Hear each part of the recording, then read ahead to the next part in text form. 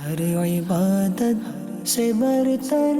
عبادت نماز، ساری دولت سے بڑھ کر ہے دولت نماز، ہر عبادت سے برتر عبادت نماز۔ الحمد للہ رب العالمین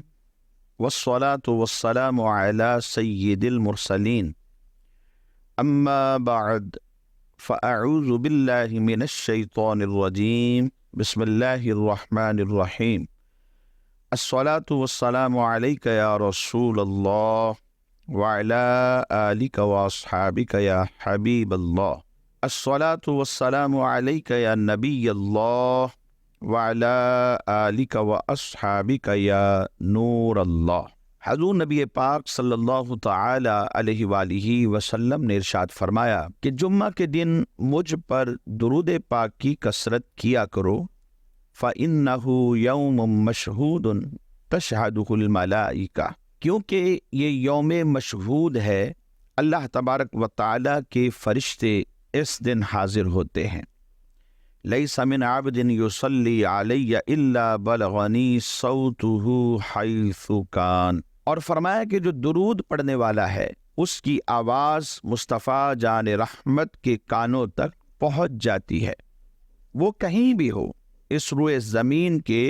کسی بھی کونے اور خطے میں ہی کیوں نہ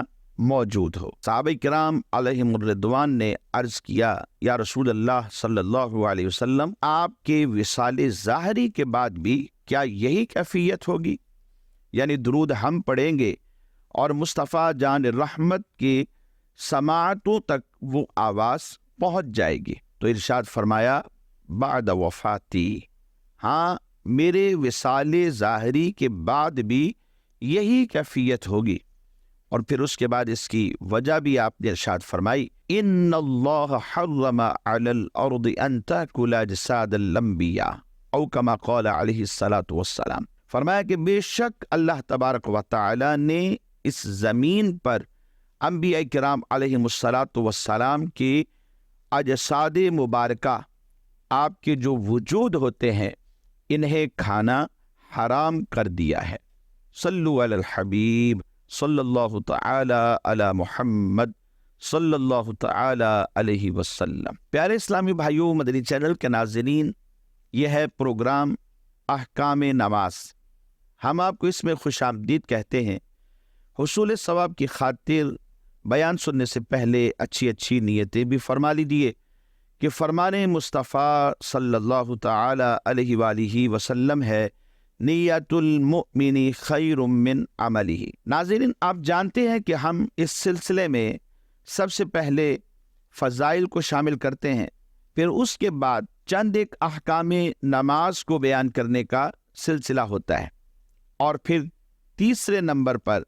ہم چند ایک ریکارڈڈ سوالات بھی لے لیتے ہیں اور ان کے جوابات دیتے ہیں۔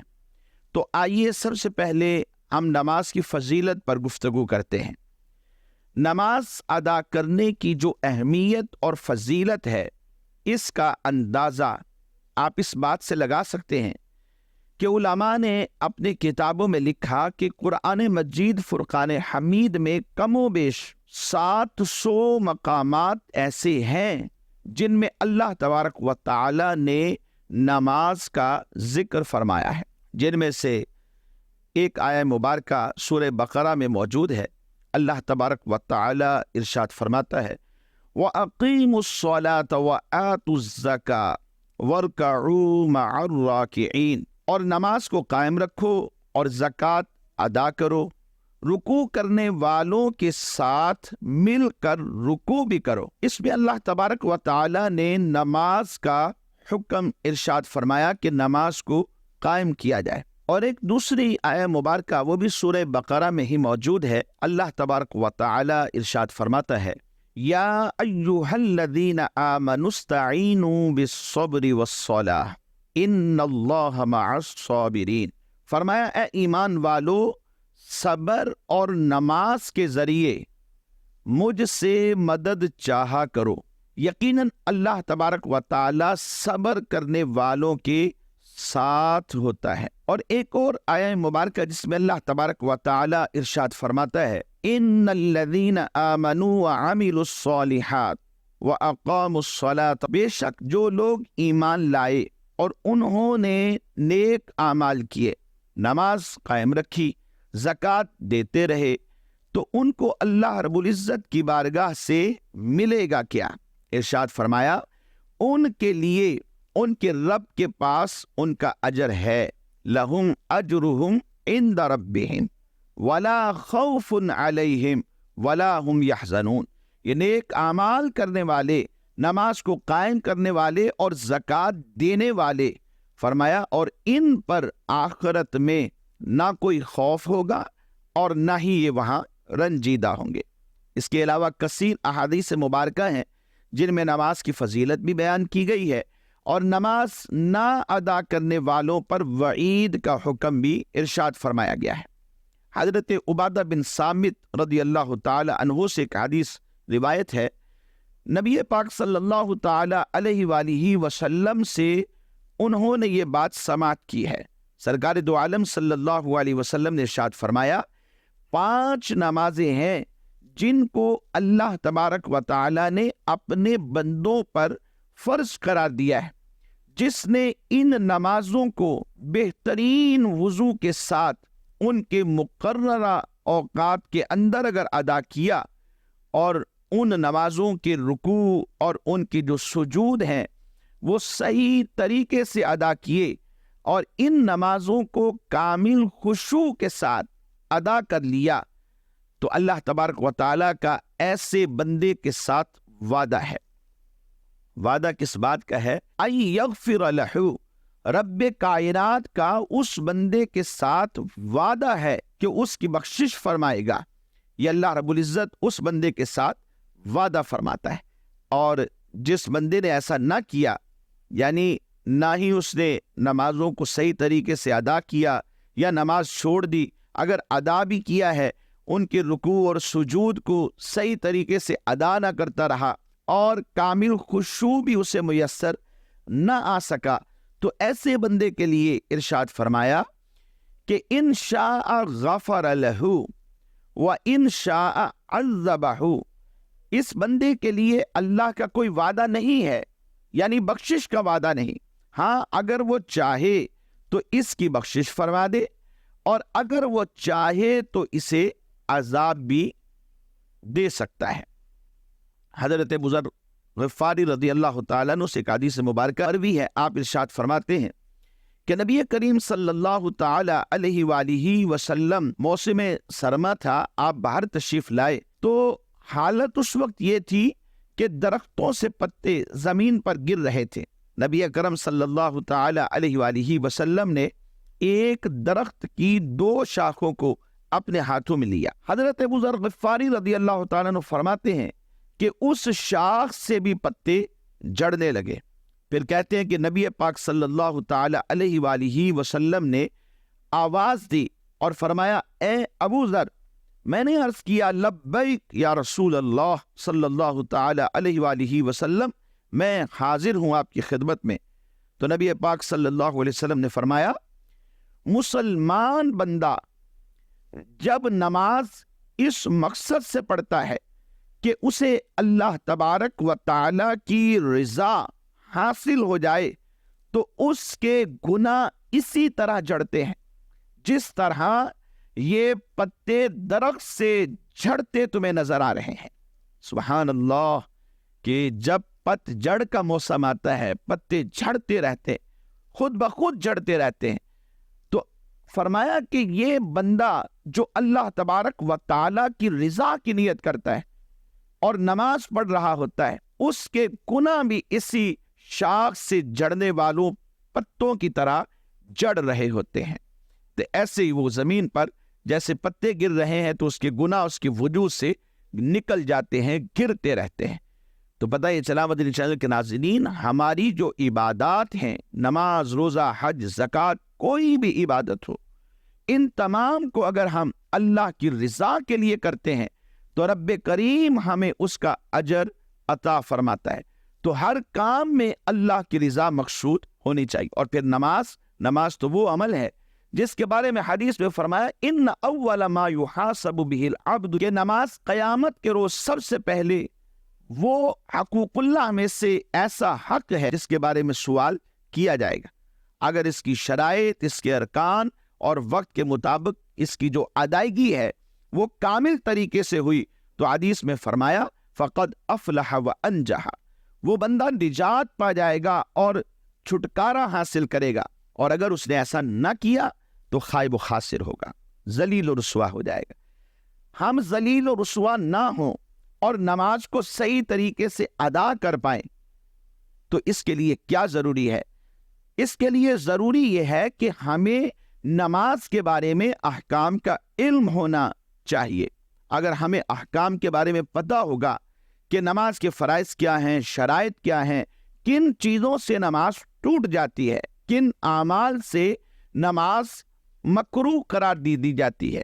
ان کے بارے میں نالج بہت ضروری ہے، علم حاصل کرنا بہت ضروری۔ تو آئیے مدنی چینل کے توسط سے احکام نماز سماعت فرمائیے۔ چند ایک احکام نماز کا تذکرہ کرتے ہیں۔ گزشتہ سلسلے میں ہم نماز کی شرائط میں سے ایک چوتھی شرط وقت کی پابندی، اس کے حوالے سے گفتگو کر رہے تھے، تو آئیے وہی سلسلہ جوڑتے ہیں اور چند ایک احکام وقت کے حوالے سے آج کے سلسلے میں بیان کرتے ہیں۔ اگر یہ سوال کیا جائے کہ وہ کون سے اوقات ہیں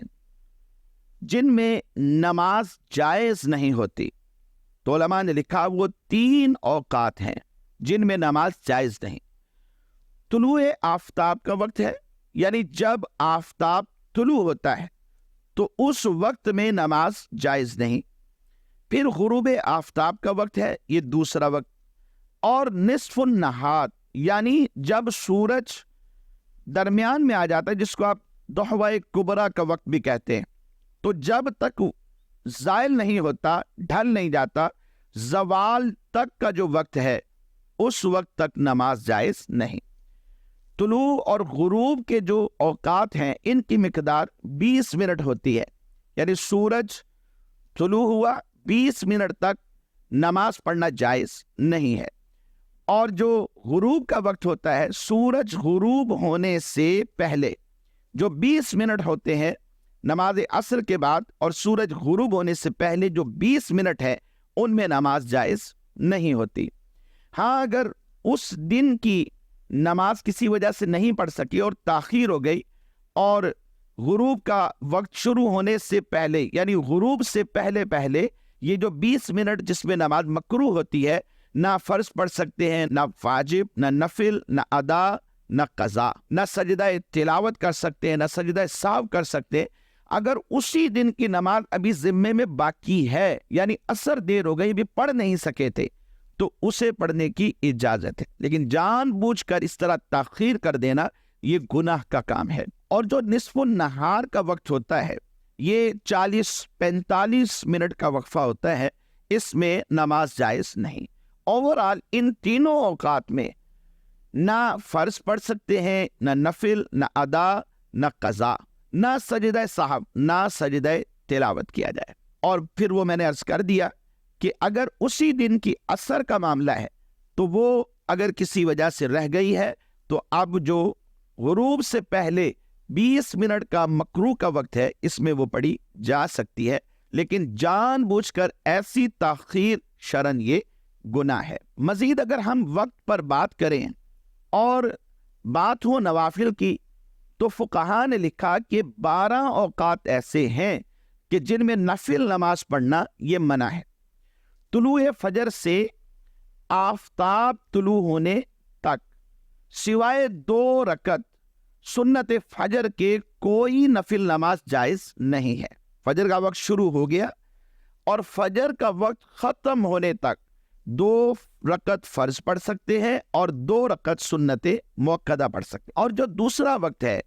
جب اپنے مذہب کی جماعت کے لیے اقامت کہہ لی جائے، نماز کا وقت ہو گیا، اب جماعت کے لیے اقامت کہہ لی گئی، تو اقامت سے ختم جماعت تک نفل اور سنت پڑھنا بھی مکروہ تحریمی ناجائز ہے۔ ہاں البتہ اگر یہ نماز فجر کا معاملہ ہو اور یہ شخص ایسے وقت میں آیا کہ جماعت کھڑی ہو چکی ہے، تو فقہا نے لکھا ہے کہ ایسے وقت میں اگر اس کو لگتا ہے کہ میں 2 رکعت سنتیں پڑھنے کے بعد جماعت میں شامل ہو جاؤں گا، مجھے جماعت مل جائے گی اگرچہ تشہد میں شامل ہو جائے،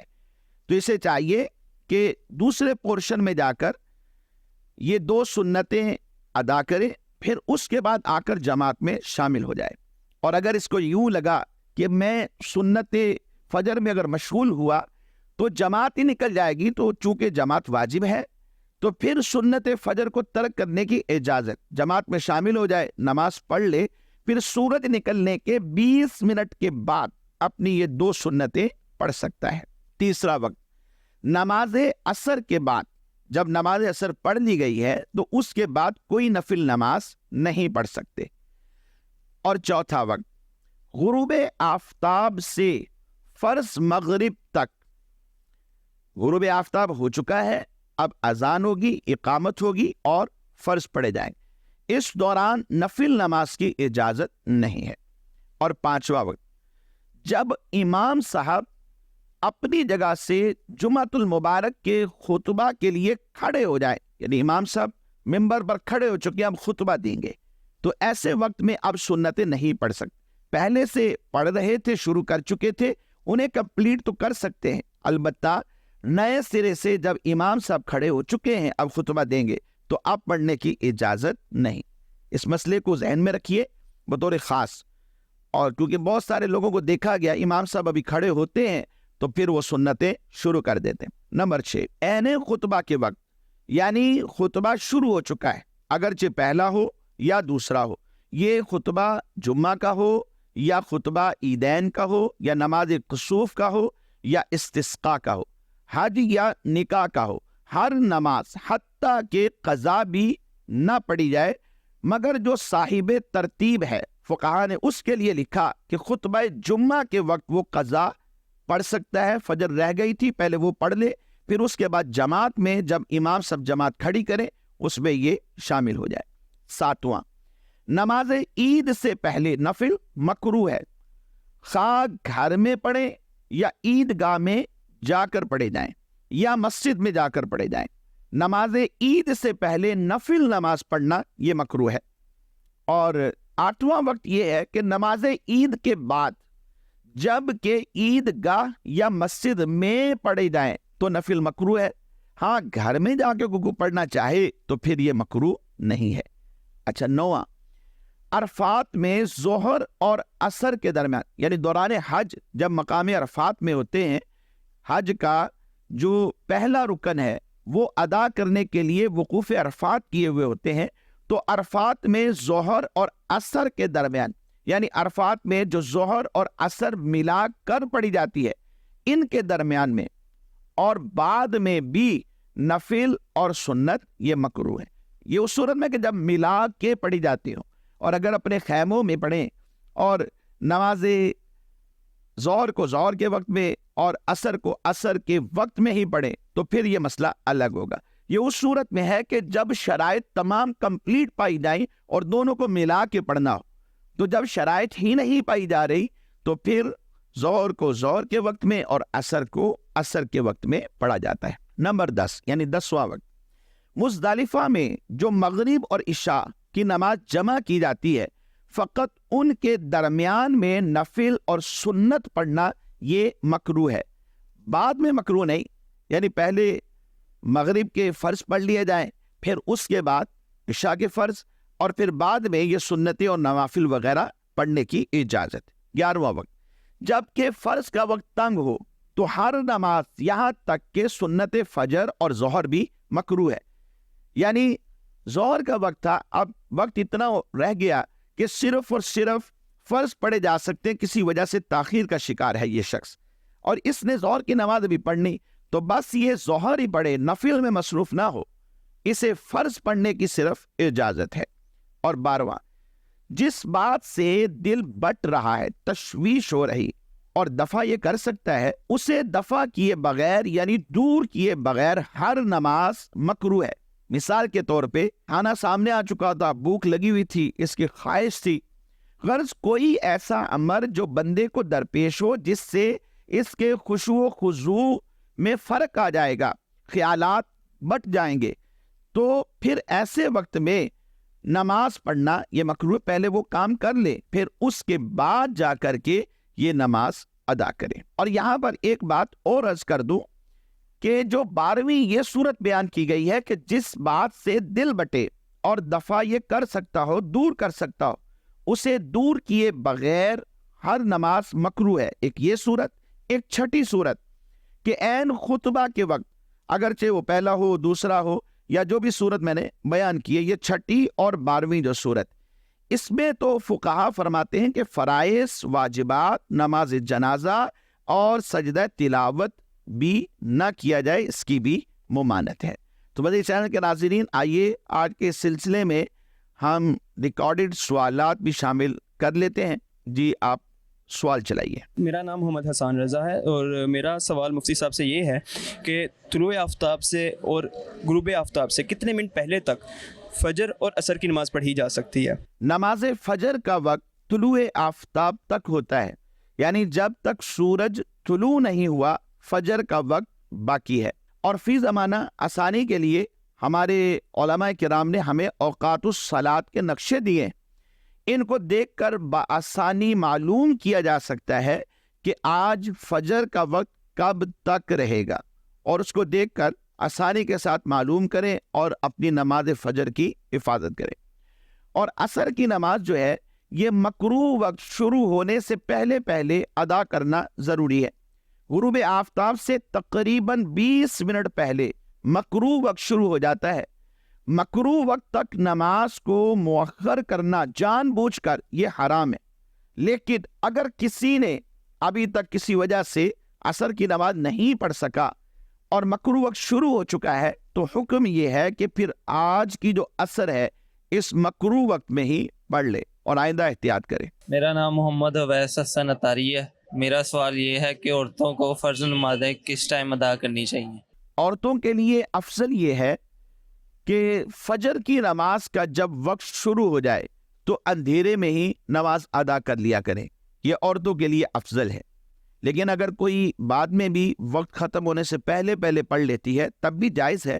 لیکن افضل یہ ہے کہ اندھیرے میں ہی جیسے ہی وقت شروع ہوا تو یہ نماز پڑھ کر فارغ ہو جائیں۔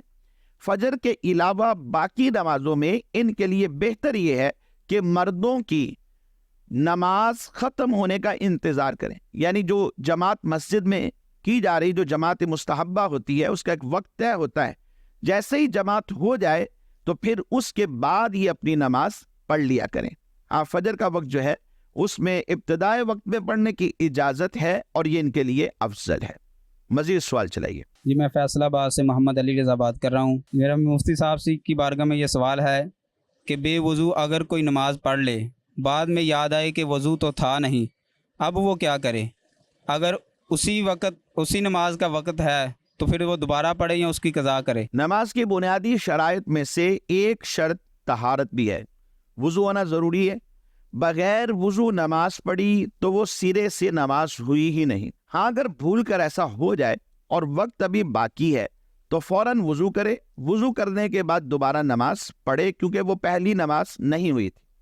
لیکن اگر وقت نکل چکا اور اس کے بعد یاد آیا کہ میں نے نماز جو پڑھی تھی وہ بغیر وضو پڑھ لی ہے، تو ایسی نماز فرض یا وتر ہونے کی صورت میں قضا کی نیت سے یہ پڑھے گا، اس کے اوپر لازم ہے۔ اور خدا نخواستہ اگر جان بوجھ کر ایسا کیا کہ بغیر وضو کے ہی نماز پڑھ لی تو سخت گناہگار ہوگا، بلکہ اگر ایسا کرنے میں نماز کی تحقیر کی نیت ہے تو پھر اس صورت میں فقہا نے لکھا کہ یہ کفر بھی ہے۔ البتہ کسی مسلمان سے یہ تصور تو نہیں کیا جا سکتا کہ وہ ایسا کرے گا، تو لہٰذا یہ ذہن میں رکھیے کہ اگر جان بوجھ کر ایسا کیا ہو تو حکم سخت ہے، اور اگر غلطی سے ایسا ہو گیا، بھول کر ایسا ہو گیا اور بعد میں یاد آ گیا وقت باقی ہے تو فوراً پڑھ لے، اور اگر وقت نکل چکا ہے، فرض ہے یا وتر کا مسئلہ ہے تو اسے یہ قضا کرے گا۔ مدنی چینل کے ناظرین، ہمارے آج کے سلسلے کا وقت اختتام کو پہنچا، ہم آپ سے اجازت چاہتے ہیں۔ اللہ تبارک و تعالی ہم سب کی حاضری کو اپنی بارگاہ میں قبول فرمائے، آمین بجاہ النبی الامین صلی اللہ تعالی علیہ وآلہ وصحابہ وبارک وسلم۔ ہر عبادت سے برتر عبادت نماز، ساری دولت سے بڑھ کر ہے دولت نماز، ہر عبادت سے برتر عبادت نماز۔